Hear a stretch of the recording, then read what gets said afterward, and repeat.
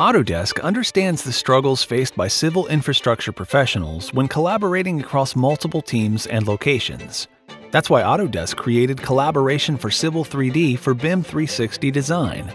Let's look at an example of how BIM 360 Design improves workflow collaboration within Civil 3D. First, a surveyor publishes a surface data reference to BIM 360 Design. A roadway designer creates a new drawing and references the surface. The designer then creates a corridor and targets the surface before publishing the corridor data reference. Next, an engineering technician references the surface and corridor, creates sections, and saves the drawing.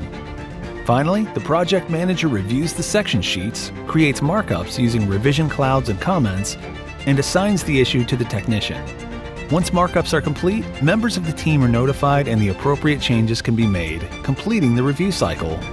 With Autodesk Collaboration for Civil 3D for BIM 360 Design, users can streamline workflows, share data easily and securely, and get more out of the software they already love.